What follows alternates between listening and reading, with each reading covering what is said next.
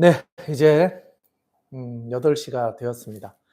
제가 한번 기도하고요. 오늘 말씀 같이 보는 시간 가지도록 하겠습니다. 제가 기도하겠습니다. 하나님 아버지, 오늘도 저희들을 불러주시고 또 귀한 말씀을 함께 나누게 해주셔서 감사합니다.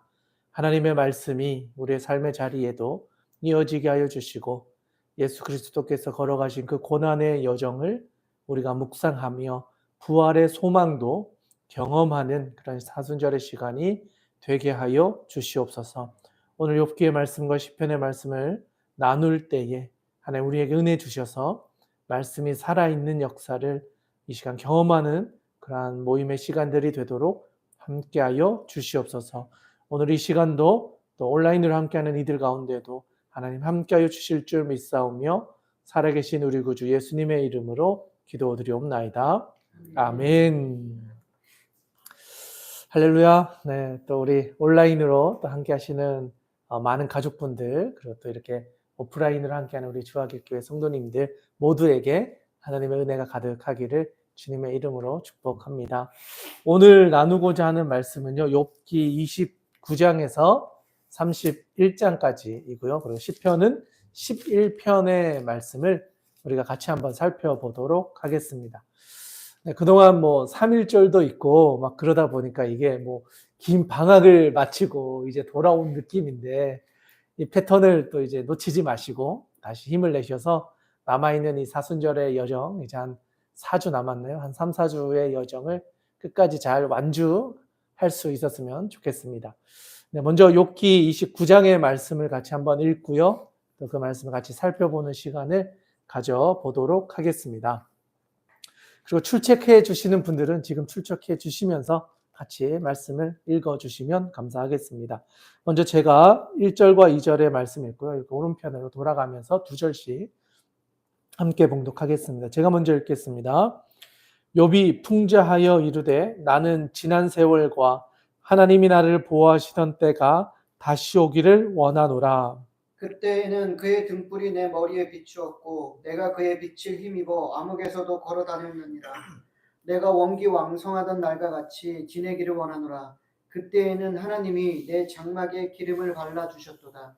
그때에는 전능자가 아직도 나와 함께 계셨으며 나의 젊은이들이 나를 둘러 있었으며 젖으로 내 발자취를 씻으며 바위가 나를 위하여 기름 시내를 쏟아냈으며 그때에는 내가 나가서 성문에 이르기도 하며 내 자리를 거리에 마련하기도 하였느니라. 나를 보고 젊은이들은 숨으며 노인들은 일어나서 서며 유지들은 말을 삼가고 손으로 입을 가리며 지도자들은 말소리를 낮추었으니 그들의 혀가 입천장에 붙었느니라. 귀가 들은 즉 나를 축복하고 눈이 본 즉 나를 증언하였나니 이는 부르짖는 빈민과 도와줄 자 없는 고아를 내가 건졌음이라. 망하게 된 자도 나를 위하여 복을 빌었으며 과부의 마음이 나로 말미암아 기뻐 노래하였느니라. 내가 의를 옷으로 삼아 입었으며 나의 정의는 겉옷과 모자 같았느니라. 나는 맹인의 눈도 되고 다리 저는 사람의 발도 되고 빈궁한 자의 아버지도 되며 내가 모르는 사람의 성사를 돌보아 주었으며 불의한 자의 턱뼈를 부수고 노획한 물건을 그 잇새에서 빼내었느니라. 내가 스스로 말하기를 나는 내 보금자리에서 숨을 거두며 나의 날은 모래알같이 많으리라 하였느니라.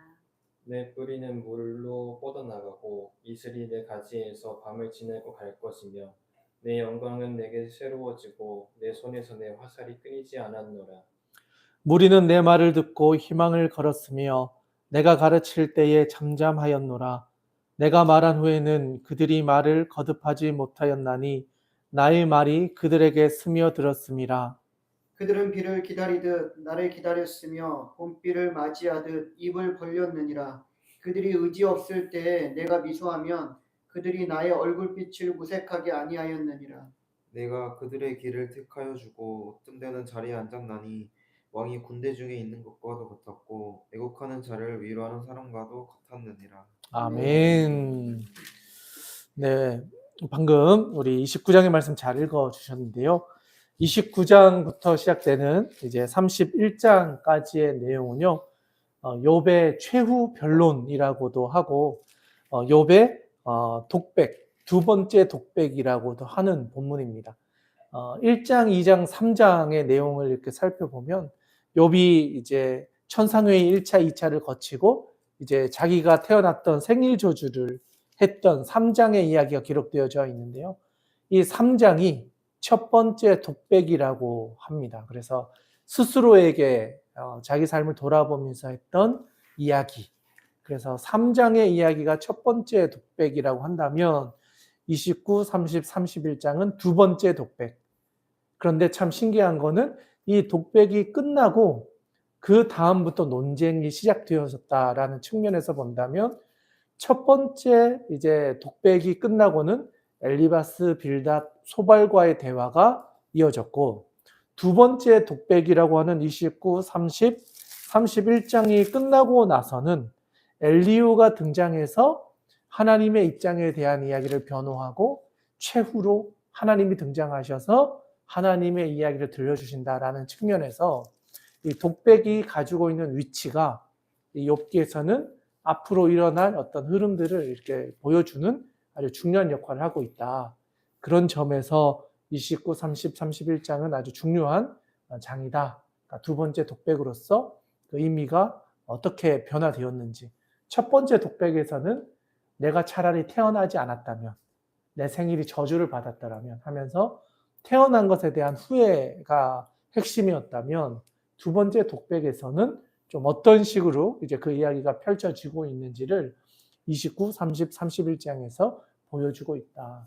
특별히 29장은요, 회고적 성격이 강해요. 과거에는 이랬는데, 내가 이런 인생을 살았었는데 하면서 과거를 돌아보면서 내 인생에 추억하는 시간을 29장에서는 주로 다루고 있다. 그래서 한번 29장의 내용을 좀 정리하면서 한번 살펴보도록 하겠습니다. 먼저 2절에 보시면 1절도 같이 한번 보면 이렇게 이야기하거든요. 욥이 풍자하여 이르되 나는 지난 세월과 하나님이 나를 보호하시던 때가 다시 오기를 원하노라. 그러니까 여기서부터 이미 지난 세월, 하나님이 나와 함께 하셨고 보호해 주셨던 때, 그러니까 과거에 하나님이 나에게 어떻게 함께 하셨는지를 이제 기억하며 추억하며 그때를 회상하는 이야기가 29장에서는 계속해서 등장하고 있다. 그렇게 볼 수 있겠습니다. 그래서 쭉 보면요. 3절부터도 그렇고 그때는 하나님이 나를 보호하셨던 그 과거에는 등불이 내 머리에 빛이었고 내가 그의 빛을 힘입어 암흑에서도 걸어 다녔다. 그러니까 하나님이 함께 하시니까 깜깜한데도 내가 빛 가운데 거하는 것처럼 살아갈 수 있었다. 하나님이 함께 하실 때. 이제 이런 이야기를 이제 계속해서 반복하고 있다는 거죠. 과거에 하나님이 나와 함께 하실 때 내가 어떤 인생을 살았는지를 돌아보고 있다. 그리고 또 7절에 가보시면 7절에서는 그때는 내가 나가서 성문에 이르기도 하며 내 자리를 거리에 마련하기도 하였다.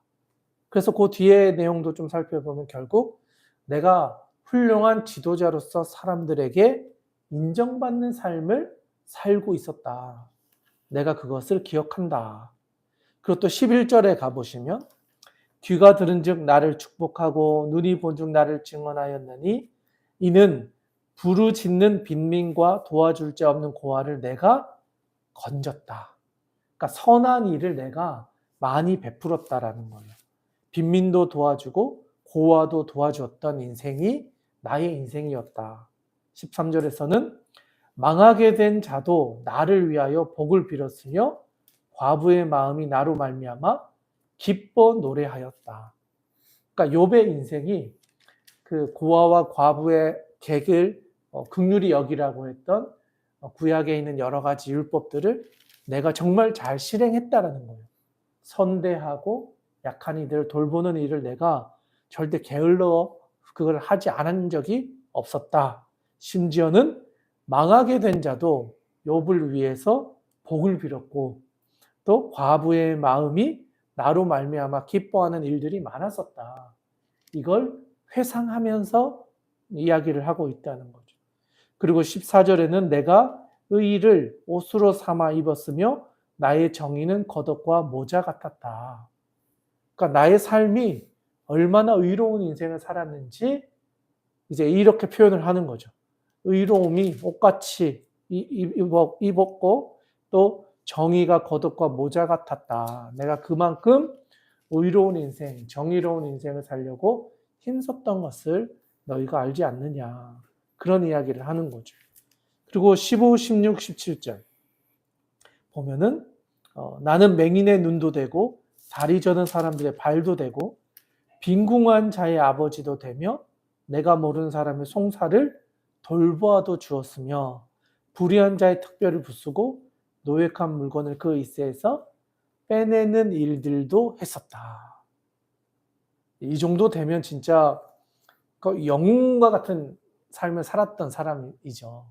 거룩한 삶과 공의와 정의를 행하였고 약한 자들을 돌보고 섬기고 그리고 불의한 일들을 하는 사람들이 있으면 재판을 해서 그들에게 그거에 대한 대가를 또 지불하게 만드는 일들을 내가 행했던 나의 과거를 다시 한번 회상하면서 자신의 삶을 이야기하고 있다는 거죠. 그리고 18절에 보니까 이렇게 이야기해요. 내가 스스로 말하기를 나는 내 보금자리에서 숨을 거두며 나의 날은 모래같이 많으리라 하였느니라. 그러니까 내 인생이 이렇게 축복받은 인생이 계속 이어질 것이다 라고 할 정도로 하나님이 주시는 복이 넘쳐났던 시절이 있었다라는 거예요. 그리고 22절에 가보시면 내가 말한 후에는 그들이 말을 거듭하지 못하였나니 나의 말이 그들에게 스며들었습니다. 그 말은 욥의 말에 권위가 있고 힘이 있어서 모든 사람들이 그 말을 듣고 인정하고 받아들였다는 거예요. 그러니까 리더자로서도 훌륭했고 그의 가르침도 뛰어났다. 그러니까 누가 봐도 욥이라는 사람은 탁월한 사람이다 라고 평가할 정도로 잘 살아왔다는 거죠. 욥의 과거가. 그리고 이 과거 안에 하나님은 늘 함께 해주셨고 하나님 주신 은혜가 그의 삶에 넘쳐났었다. 그러니까 간증이 끊이지 않았다. 뭐 그렇게 말할 수도 있는 거죠. 그게 욥이 살아왔던 과거의 회상이다. 그게 29장에서 다루고 있는 욥의 독백 가운데 핵심이다. 초기 첫 번째 독백에서는 내가 태어나지 않았으면 이야기했는데 엘리바스 빌다 소발과의 대화가 끝나고 나서는 나의 과거를 돌아보면서 내가 어떤 인생을 살았는지를 사람들에게 다 설명하고 이해하고 또 스스로도 내가 이런 인생을 살아왔는데 하면서 과거를 추억하고 있다. 자, 여기까지만 보면 과거에 이렇게 열심히 잘 살았는데 하면서 이때 매몰될 수도 있겠다라는 생각이 살짝 들기도 하거든요. 그런데 다음 장에 가보시면 욥은 여기서부터 또 다른 고민으로 넘어가고 있는 것을 보게 돼요. 그게 사실 엘리바스 빌다 소발로 인하여 던졌던 질문들인데 그 질문이 바로 30장에서 이어져서 이제 현재의 질문으로 등장하고 있다. 과거의 회상이 끝나고 지금의 자리에서 다시 한번 하나님에 대해서 돌아보니까 이해되지 않는 하나님의 섭리가 보인다. 이제 30장에서 이제 그 이야기를 하고 있습니다. 그러니까 이제 30장으로 넘어가서 30장에서는 또 욥이 어떻게 이야기하고 있는지 우리 같이 한번 읽어보면서 말씀을 찾아보도록 하겠습니다. 또 1절, 2절 읽고요. 또 오른편으로 돌아가면서 2절씩 읽도록 하겠습니다. 제가 먼저 읽겠습니다. 그러나 이제는 나보다 젊은 자들이 나를 비웃는구나. 그들의 아비들은 내가 보기에 내 양떼를 지키는 개 중에도 둘만한지 못한 자들이니라. 그들의 기력이 쇠잔하였으니 그들의 손의 힘이 내게 무슨 소용이 있으랴. 그들은 곧 궁핍과 기근으로 인하여 파리하며 캄캄하고 메마른 땅에서 마른 흙을 씹으며 떨기나무 가운데에서 짠 나무를 꺾으며 뱃살이 뿌리로 먹을거리를 삼느니라. 무리가 그들에게 소리를 지르므로 도둑같이 사람들 가운데서 쫓겨나서 침침한 골짜기와 흙 구덩이와 바위 굴에서 살며 떨기나무 가운데에서 부르짖으며 가시나무 아래에 모여 있느니라. 그들은 본래 미련한 자의 자식이요 이름 없는 자들의 자식으로서 고토에서 쫓겨난 자들이니라.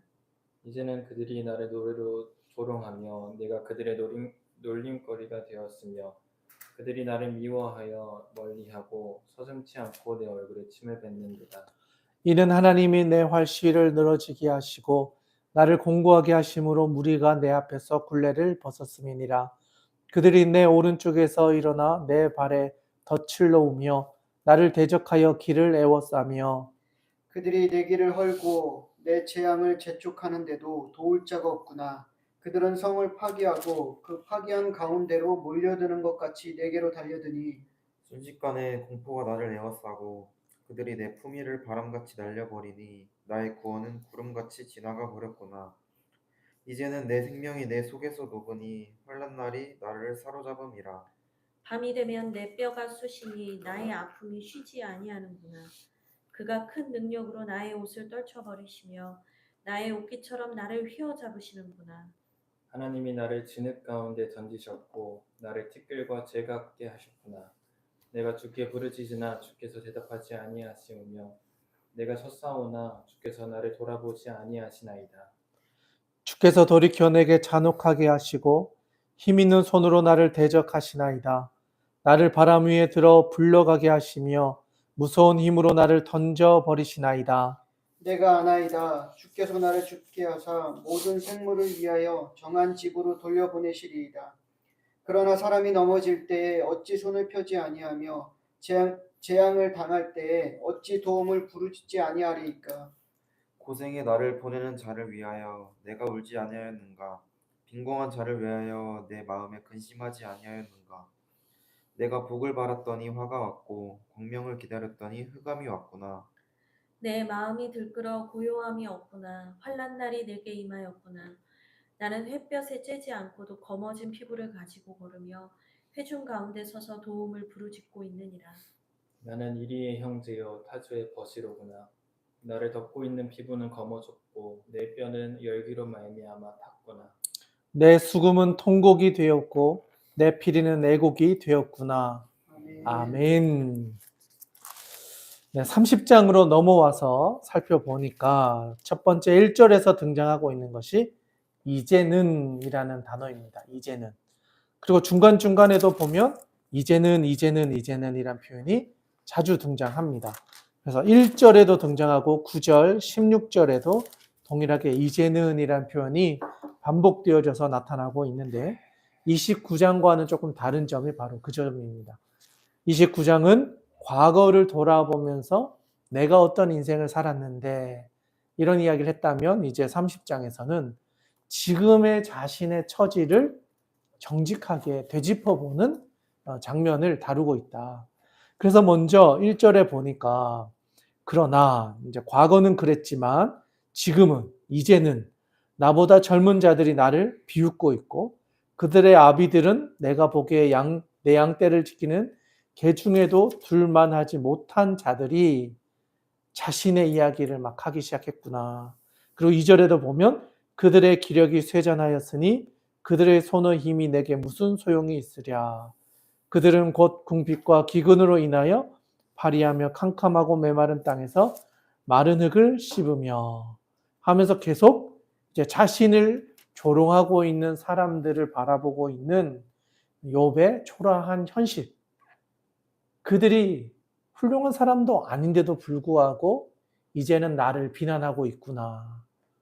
예전에 우리 집에 있는 개 같은 그 사람들보다도 못한데 지금은 그들이 나를 비난하고 있구나 하면서 어떻게 보면 자신의 초라한 현 상황에 대해서 슬퍼하면서도 자신의 이 조롱받고 있는 입장을 이렇게 표현하고 있다. 이제는 상황이 역전되어서 내가 비난받고 있구나, 조롱받고 있구나, 멸시받고 있구나. 그런데 그들의 이야기들이 도저히 난 납득되지 않는다. 그들의 질책이 내가 동의가 되지 않는다. 나는 그런 인생을 살아본 적이 없다. 그런 이야기를 하고 있다는 거죠. 그리고 이제 9절로 넘어가 보시면 9절에서 또 이렇게 이야기합니다. 이제는 그들이 나를 노래로 조롱하며 내가 그들의 놀림거리가 되었으며 그들이 나를 미워하여 멀리하고 서슴지 않고 내 얼굴에 침을 뱉는도다. 그러니까 욥의 입장에서 사람들의 이야기와 그 조롱들이 다 이렇게 다가오고 있었다는 거죠. 내 입에 내 얼굴에 침을 뱉는 것과 같은 수치스러움을 내가 경험하고 있다. 내 육신의 질병도 견뎌내기 어려운 상황에서 사람들의 말과 그들의 평가와 그들의 정죄가 내 얼굴에 침을 뱉는 것과 같은 그런 고난의 상황에 내가 있다. 이제는 현재 그렇다. 그래서 11절에 이렇게 이야기합니다. 이는 하나님이 내 활시를 늘어지게 하시고 나를 공고하게 하심으로 무리가 내 앞에서 굴레를 벗었음이라. 그들이 내 오른쪽에서 일어나 내 발에 덫을 놓으며 나를 대적하여 길을 애워싸며. 그러니까 욥이 보기에는 그들도 훌륭한 삶을 살고 있지도 않음에도 불구하고 자신에게 비난하고 자신을 넘어뜨리게 하고 있는 그들의 행패를 계속해서 이야기하면서 내가 이런 사람들에게도 비난받고 있구나. 나의 이 현실이 너무 정말 견딜 수 없는 수치스러운 상황이구나 하는 이야기를 하고 있다는 거죠. 그리고 얼마나 심각했는지를 16절에서는 이렇게 이야기합니다. 16절 말씀인데요. 16, 17절 우리 같이 한번 읽어볼까요? 16절, 17절 같이 한번 읽겠습니다. 시작. 이제는 내 생명이 내 속에서 녹으니 환난 날이 나를 사로잡음이라. 밤이 되면 내 뼈가 쑤시니 나의 아픔이 쉬지 아니하는구나. 아멘. 이제는 지금 현실을 이야기하는 거죠. 내 생명이 내 속에서 녹으니 환난 날이 나를 사로잡음이라. 밤이 되면 내 뼈가 쑤시니 나의 아픔이 쉬지 아니하는구나. 이게 지금 욥이 처해져 있는 현 상황이다라는 거죠. 참으로 아팠던 것 같아요. 견딜 수 없는 영적인, 또 관계적인, 또 사회적인, 또 육체적인 고통 속에서 욥은 견디고 버티고 있었다. 저는 이 모습을 보면서 이 모습이 참 예수님과 참 닮아 있다. 예수님도 이 땅에 오셨을 때 죄가 없으셨던 분이셨고 사실 수치를 당하지 않을 수 있는 분이셨는데도 불구하고 하늘 보좌를 내려놓고 이 땅에 인간의 모습으로 오셔서 인간의 죄를 대신해서 짊어지시고 어떻게 보면 진짜 그 도살장에 끌려간 어린 양과 같은 인생을 예수님께서 살아가시고 십자가에 달리셔서 고난을 당하시고 피와 물을 다 쏟으시고 또 십자가에서 엘리 엘리 나마 사박다니라고 외치면서 하나님과의 어떤 단절을 경험하잖아요. 하나님이셨던 그 예수님께서 스스로 자기를 제한하여 인간이 경험할 수 있는 극한의 고통을 견뎌내시고 심지어는 죽음의 자리까지 내려가셔서 우리를 대신해서 그 죽음을 경험하시고 또 우리에게 새로운 생명과 부활을 주시기 위해서 하나님의 구원의 계획을 성취하셨던 것을 보면 어쩌면 욥이 거쳐갔던 이 고난과 아픔과 슬픔의 여정이 예수님을 이렇게 보여주는 또 하나의 상징과 같은 예표의 삶을 우리에게 보여준 것은 아니었을까. 그리고 그 과정 가운데서 욥도 하나님을 끝까지 찾잖아요. 사람을 원망하기보다는 하나님 앞에서 내 삶을 다시 한번 점검하고 돌아보면서 하나님 앞에서 내가 의롭기를 원합니다. 사람들이 인정해주는 의가 아니라 하나님 앞에서 제가 정말 의롭게 살았다라고 인정받고 싶다고 하나님과 변론하고 싶다고 따졌던 그 모습이 어쩌면 예수님의 삶과 참 닮아있지 않았었나. 그런 점에서 이제 사순절을 보내고 있는 우리들도 하나님 앞에서 의로운 인생이 어떤 인생인가를 돌아보면서 우리가 처한 현실, 지금의 상황이 이렇지 하면서 우리가 원망하거나 비난하거나 또는 상처를 주거나 상처를 받는 것이 아니라 하나님께 집중해서 하나님의 입장에서 우리의 인생을 다시 한번 점검해 본다면 우리가 살아가는 우리의 삶의 자리가 조금은 재해석되지 않을까. 그러니까 욥이 보여주었던 이 간절함들이 당장은 결론이 이제 아직은 뒤에 있지만 다 완주하시면 이제 욥이 가지게 되었던 그 믿음의 확신과 도전들을 우리도 말씀을 묵상하는 과정 가운데서 깨달아서 그 욥의 그 믿음의 여정 끝에 주셨던 하나님의 은혜를 우리도 받아 누리고 또 그렇게 살아갈 수 있는 은혜가 함께 하시는 모든 분들에게 있기를 주님의 이름으로 축복합니다. 네, 20절에 보면요. 가장 침묵하시는 하나님을 향한 간절한 절규 같은 고백이 나오거든요. 20절입니다. 우리 20절 같이 한번 읽어보도록 하겠습니다. 20절의 말씀 함께 읽겠습니다. 내가 주께 부르짖으나 주께서 대답하지 아니하시오며 내가 섰사오나 주께서 나를 돌아보지 아니하시나이다. 아멘. 전 이 모습이 참 그 엘리 엘리 나마 사박다니라고 외치셨던 그 예수님의 절규와 참 맞닿아 있었던 것은 아닐까.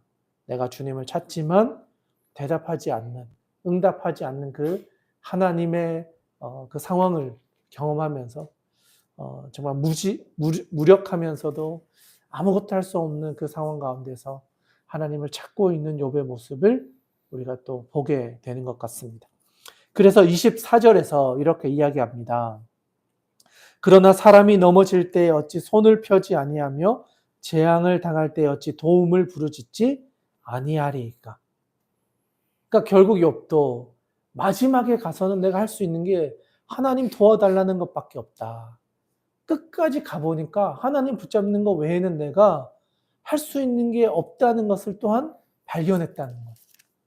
수많은 사람들의 질책을 듣고 원망과 조롱과 비난을 다 받고 견뎌내려고 최선을 다해서 버텨봤는데 마지막에 가서는 내가 할 수 있는 게 아무것도 없지만 그럼에도 불구하고 할 수 있는 유일한 한 가지는 그래도 하나님께 나아가 하나님의 이름을 부르며 살려달라고 외치는 것밖에 없다. 내가 해보니 이거 말고 내가 할 수 있는 게 없다. 하나님을 구해야 되지 않겠느냐 하는 이야기로 또 돌아가고 있는 거죠. 그래서 25, 26절에 보면 고난의 날을 보내는 자를 위하여 내가 울지 아니하였는가? 빈궁한 자를 위하여 내 마음에 근심하지 아니하였는가? 내가 복을 바랐더니 화가 왔고 광명을 기다렸더니 흑암이 왔구나. 여전히 나에게는 그런 고통과 아픔이 있습니다. 그런 이야기를 하는 거죠. 그래서 29, 30, 31절에서는 나는 이리의 형제요 타제의 벗이로구나. 나를 덮고 있는 피부는 검어졌고 내 뼈는 열기로 말미암아 탔구나. 내 수금은 통곡이 되었고 내 피리는 애곡이 되었구나.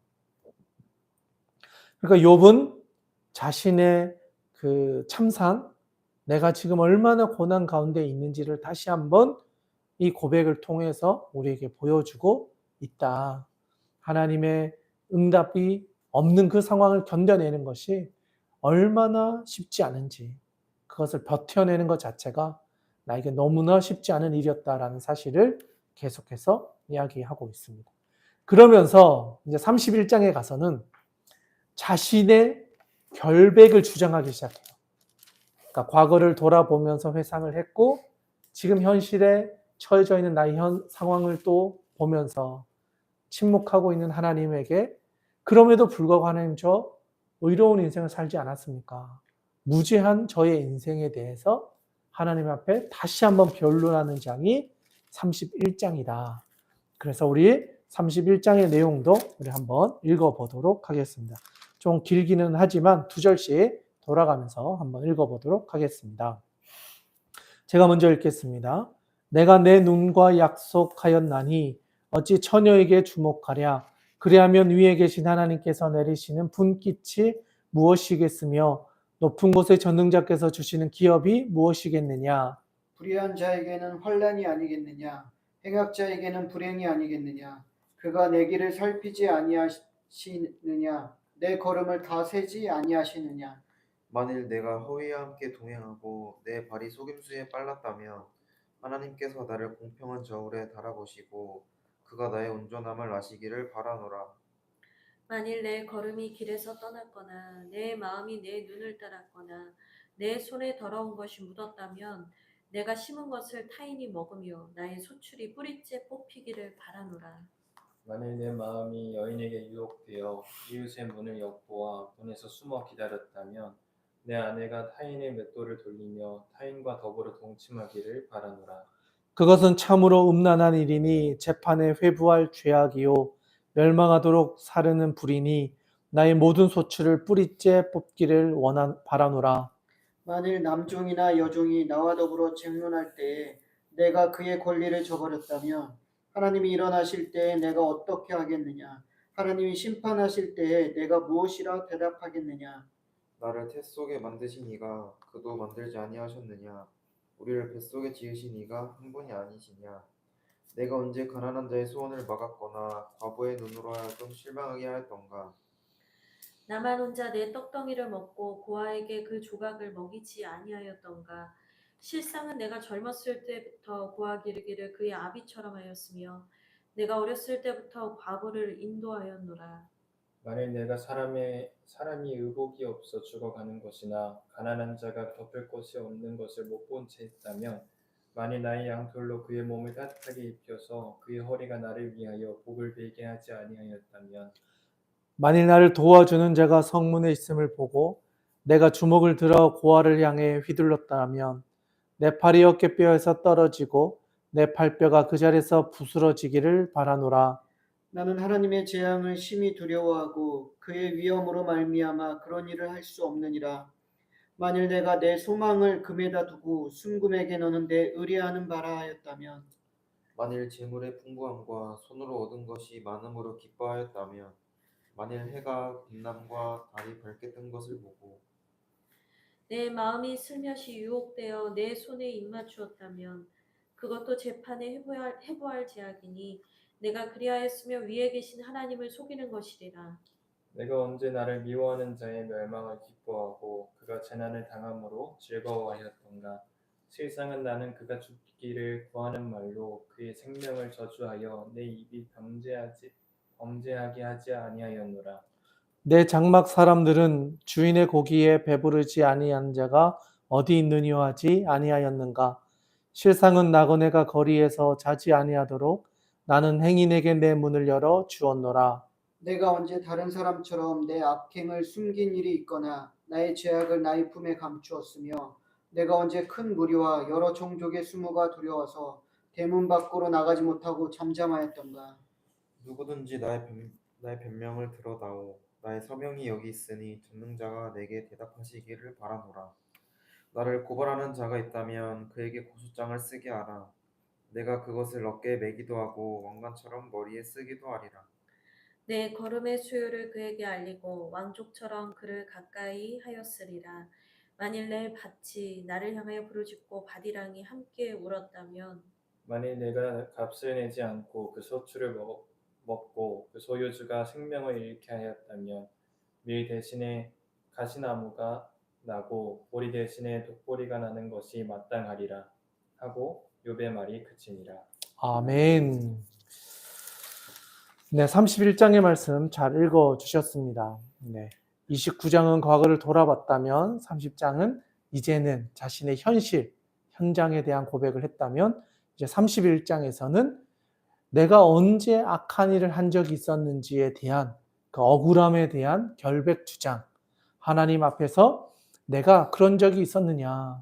사람들 앞에서도 내가 범죄한 적이 없었습니다라는 이야기를 아주 조목조목 따져가듯이 하나하나 사건마다 내가 그런 적이 있었느냐. 그러면 고소해봐라. 나는 그런 적이 없다.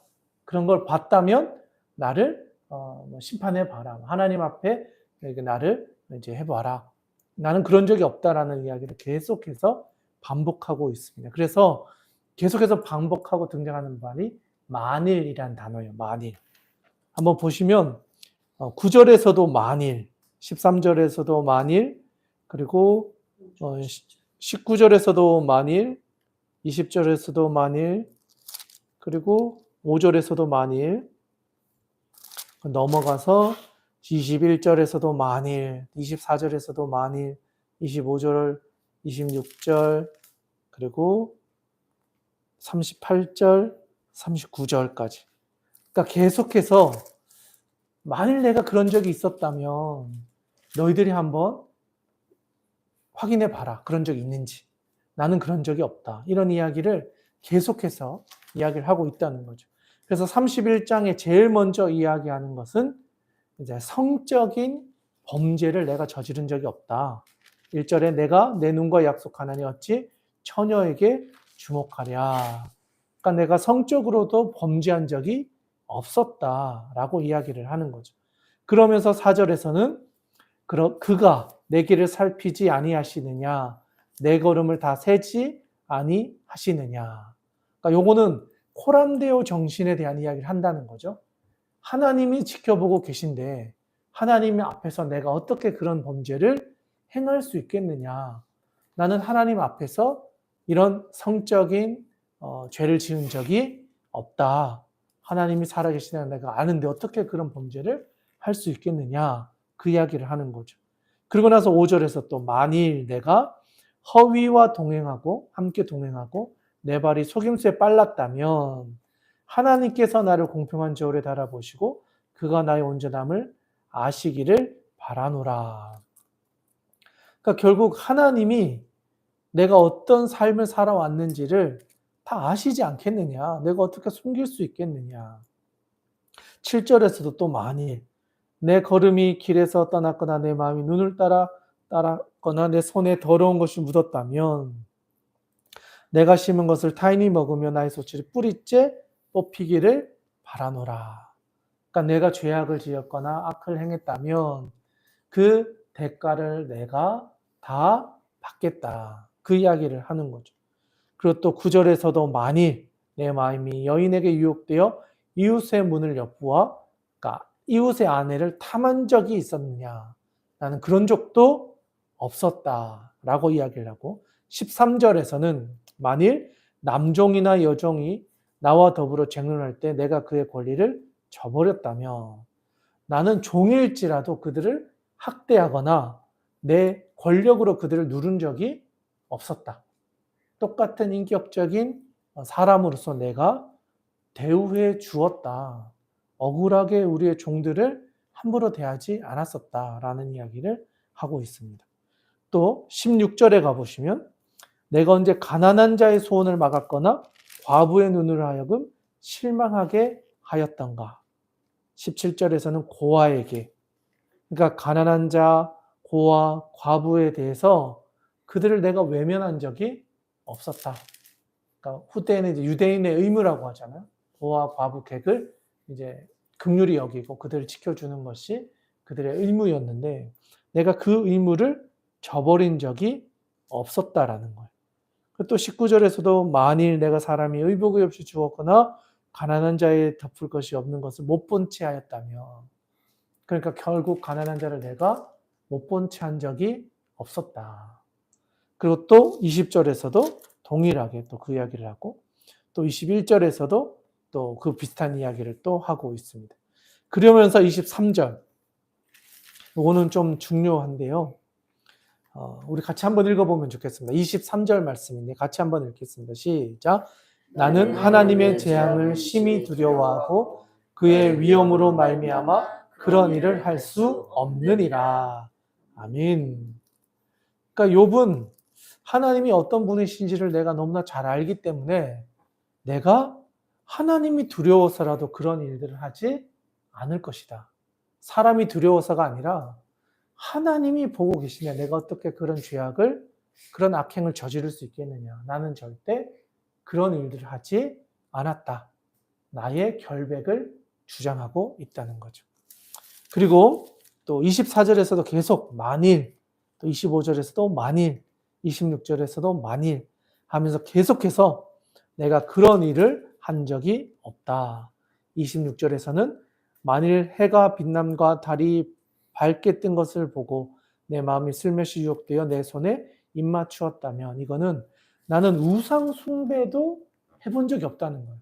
그들이 섬기는 해, 달, 그것을 숭배하는 일들에 대해서 나는 미혹되어져서 우상을 섬긴 적도 없었다. 오직 하나님만이 진짜 하나님이라는 사실을 나는 믿어왔다. 그 이야기도 하고 있습니다. 그리고 31절. 내 장막의 사람들은 주인의 고기에 배부르지 않은 자가 어디 있느냐 하지 아니하였는가. 그러니까 내 소유에 속한 사람들이 배부르게 먹을 수 있도록 나는 늘 챙겼다는 거예요. 내 가족들을 먹을 것이 없어서 굶주리는 것을 내가 보지 않았다. 그들의 삶을 내가 책임져 주는 역할을 내가 잊은 적이 없다. 그 이야기를 하고 있습니다. 그리고 아주 중요한 35, 36, 37. 오늘 이제 빨간 줄로 이렇게 그어 놓으면 좋은데요. 욥이 자기 변론을 하면서 하나님 앞에서 나의 이 억울함을 좀 들어주십시오라고 하면서 가장 강하게 하고 이야기하는 부분입니다. 35절, 36, 37절인데요. 오늘 같이 한번 읽어보도록 하겠습니다. 함께 읽겠습니다. 누구든지 나의 변명을 들어다오. 나의 서명이 여기 있으니 전능자가 내게 대답하시기를 바라노라. 나를 고발하는 자가 있다면 그에게 고소장을 쓰게 하라. 내가 그것을 어깨에 매기도 하고 왕관처럼 머리에 쓰기도 하리라. 내 걸음의 수요를 그에게 알리고 왕족처럼 그를 가까이 하였으리라. 아멘. 욥이 얼마나 이제 자기의 이야기를 하는 것이 답답하고 억울하고 진짜 내 이야기를 좀 들어주십시오 하는 마음으로 누구든지 나의 변명을 들어주십시오. 나의 서명이 여기 있으니 전능자가 내게 대답하시기를 원합니다. 혹시라도 나로 인하여 억울함 당한 사람이 있다면 그에게 고소장을 쓰게 해서 그 고소장을 들고 저에게 오게 하십시오. 그랬다면 제가 나의 죄에 대해서 인정하겠습니다. 그 이야기를 35, 36, 37절에서 하고 있다는 겁니다. 그리고 이제 38절에서 만일 또 39절에서 또 만일 이야기를 합니다. 그리고 마지막 40절에서 밀 대신에 가시나무가 나고 보리 대신에 독보리가 나는 것이 마땅하니라 하고 욥의 말이 그치니라. 이렇게 이제 두 번째 독백이라고 할 수 있는 자신의 회고 또 자신의 현실, 또 자신의 무죄함을 다시 한번 하나님께 탄원하고 있는 모습들이 29, 30, 31장에서 기록되어져 있다 할 수 있겠습니다. 네, 여기까지가 이제 욥기에 대한 말씀이었고요. 이제는 시편으로 넘어가서 시편의 말씀을 또 우리가 살펴보도록 하겠습니다. 오늘 시편은 11편의 말씀인데요. 짧습니다. 짧으니까 또 한 절씩 한번 읽고 시편의 말씀을 또 우리 같이 살펴보도록 하겠습니다. 한 절씩 오른쪽으로 돌아가면서 읽도록 하겠습니다. 내가 여호와께 피하였거늘 너희가 내 영혼에게 새같이 내 산으로 도망하라 함은 어찌함인가. 악인이 활을 당기고 화살을 시위에 먹이며 마음이 바른 자를 어두운 데서 쏘려하는도다. 한 절씩. 터가 무너지면 의인이 무엇을 하랴. 여호와께서는 그의 성전에 계시고 여호와의 보좌는 하늘에 있으며 그의 눈이 인생을 통촉하시고 그의 안목이 그들을 감찰하시는도다. 여호와는 의인을 감찰하시고 악인과 폭력을 좋아하는 자를 마음에 미워하시는도다. 악인에게 그물을 던지시리니 불과 유황과 태우는 바람이 그들의 잔의 소득이 되리로다. 여호와는 의로우사 의로운 일을 좋아하시나니 정직한 자는 그의 얼굴을 배우리로다. 아멘. 네, 시편 11편의 말씀인데요. 11편은 이제 다윗의 시편이고요. 또 인도자를 따라 부르는 노래라고 되어 있습니다. 표제어에서. 그리고 11편은요, 또 지혜시로 구문되어지기도 합니다. 하나님의 지혜가 나타나는 시편이라고 해서 지혜시 이렇게 불려지기도 합니다. 특별히 11편은요, 여호와께 피하는 사람에 대해서 다윗을 이야기하는 거였죠. 다윗이 여호와께 피했는데 다른 사람들이 그런 다윗에 대해서 비난을 하는 거예요. 아니, 하나님이 뭐 살아 계시냐? 네 삶을 잘 봐라. 그럼 네 계획대로 살아가야지 하면서 욥이 아니죠. 다윗에게 하나님께 피하는 것이 지혜가 아니다. 오히려 다윗을 질책하는 듯한 내용을 하고 있을 때 다윗은 그것에 대해서 두려워하거나 무서워하는 것이 아니라 너희가 말하고 있는 그 이야기가 잘못된 거다. 오히려 하나님께 피하는 것이 지혜다. 그리고 하나님께 피해야만 하나님이 우리를 구원해 주실 것이다. 그래서 나는 하나님께 피한다. 하나님의 의의는 반드시 하나님께서 지켜주실 것이다. 악인은 멸망을 당하더라도 하나님께 피하는 그 의인들은 하나님이 반드시 구원해 주실 것이다. 그리고 정직한 자는 그의 얼굴을 보게 될 것이다. 라고 하면서 그 시편을 마무리하고 있다는 거죠. 먼저 1절에 보시면요. 여기서부터 이제 시작이 되는데 내가 여호와께 피하였거늘 다윗이 여호와께 피하였다는 것에 대해서 이야기를 하는데 너희가 그러니까 다윗 반대편에 있는 사람들은 너희가 내 영혼에게 새같이 내 산으로 도망하라 함은 어찌함인가. 그러니까 여기서 내 영혼에게 새같이 내 산으로 도망하라는 것은 네가 만들어 놓은 너의 방법대로 살아가도록 너희 힘써야 되는데 그렇게 살지 않고 하나님께 간다는 것이 무슨 해결책을 주겠느냐. 네가 엉뚱한 데로 가서 너의 길을 찾고 있다. 네가 만들어 놓은 산, 너의 계획을 따라 살아가야지. 너와 함께 하지도 않는 것 같아 보이는 그 하나님께 피하는 것이 무슨 답이 되겠느냐 하면서 다윗의 대적이 다윗에게 던진 질문을 이야기하고 있다는 거죠. 헛된 권고라고 이야기를 할 수 있는 거죠. 새같이 내 산으로 도망하라 함은 어찌함이냐. 또 두 번째, 악인이 활을 당기고 화살을 쉬에 먹이며 마음이 바른 자를 어두운 데서 쏘려 하는도다. 이것도 악인들이 활시를 당겨서 어두운 데서 선한 사람들을 넘어뜨리려고 하고 있는데 그것을 쏘려고 하는 그 상황 가운데서 네가 가만히 있으면 화살에 쏘여서 맞아서 죽게 되는 것인데 그러니 나는 그것을 피하기 위해서 하나님께로 가는 거다. 가만히 있다간 악인의 화살에 쏘여서 내가 넘어질 수도 있는 이 상황에 대해서 다윗은 그 상황을 하나님께로 피함으로 인하여서 악인들의 준비해놓은 화살을 피할 수 있다라고 믿고 있는 거죠. 그런데 그런 것들에 대해서 오히려 악인들 또는 다윗의 대적들은 다윗이 그것을 보면서 피하고 있는 것을 어리석다 이야기하고 있다는 거죠. 세 번째, 터가 무너지면 의인이 무엇을 하랴. 이거는 세상 터가 흔들려서 너의 집안이 이제 쑥대밭이 다 됐는데 그 상황에서 네가 하나님의 의로움을 주장하는 것이 무슨 의미가 있냐. 하나님이 네 인생 지켜주냐. 이럴 때는 사람의 도움을 구해서라도 싸워서 이겨야지. 뭐 이런 뜻인 거예요. 하나님이 너의 터를 다 빼앗아 가버렸는데 그 가운데서 하나님이 주신 의의를 붙잡고 있는 그게 무슨 의미가 있느냐라고 하면서 이제 다윗에 대해서 헛된 권고를 하고 있다는 거죠. 내 산으로 도망가라. 너의 계획대로 너의 인생을 살아가라. 그리고 악인들이 너희를 위해 화살을 쏘려고 하는 그 상황을 도망가라. 그리고 내가 준비한 터가 무너져서 이런 상황에서 어떻게 하나님을 의지하고 있느냐 하고 있는 이 세 가지의 헛된 질문에 대해서 다윗은 반박을 하고 있는 거죠. 그래서 4절에서 이렇게 이야기하는 거예요. 4절은 좀 중요하니까 이렇게 빨간 줄로 그어놓으면 좋겠는데요. 여호와께서는 그의 성전에 계시고 여호와의 보좌는 하늘에 있으며 그의 눈이 인생을 통촉하시고 그의 안목이 그들을 감찰하시는도다. 그러니까 우리가 아무리 계획을 짜고 막 해놔도 결국 하나님 다 보고 계신다는 거.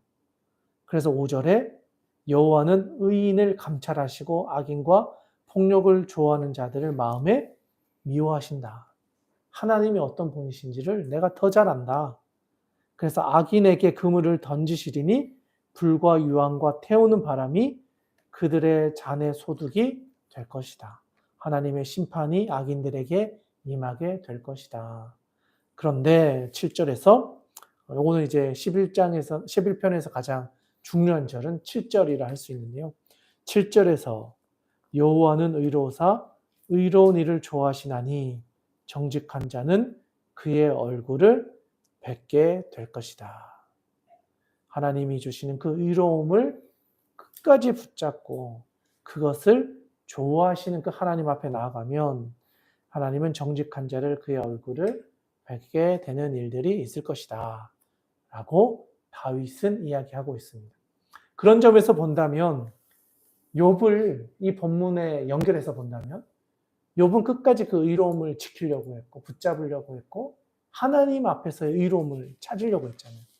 그리고 마지막 42장에 가면 하나님 앞에서 하나님을 만나게 되잖아요.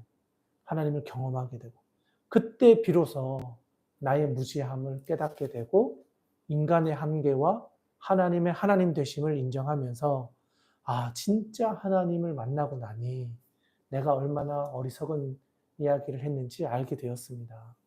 하면서 인격적인 하나님 경험을 고백하잖아요. 근데 이 경험을 다윗도 했던 것 같아요.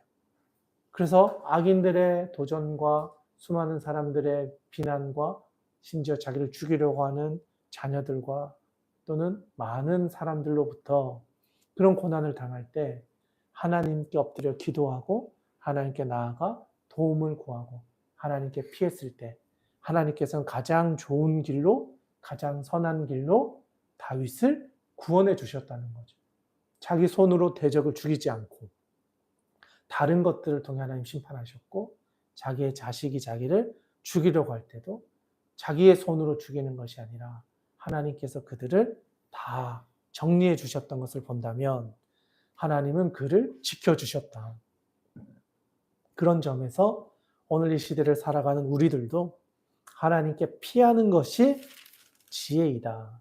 여호와께 피하는 사람, 그리고 하나님 앞에서 의를 지키는 사람, 하나님 아버지 앞에 나아가 간절히 주님을 집중하고 붙잡는 사람, 하나님 그들에게는 7절에서 이야기하는 것은 여호와께서는 이로사 의로운 이를 좋아하시나니 정직한 자는 그의 얼굴을 배우리라. 주님을 만나는 역사가 그렇게 살아가는 사람들의 인생 가운데 분명히 있을 것이다.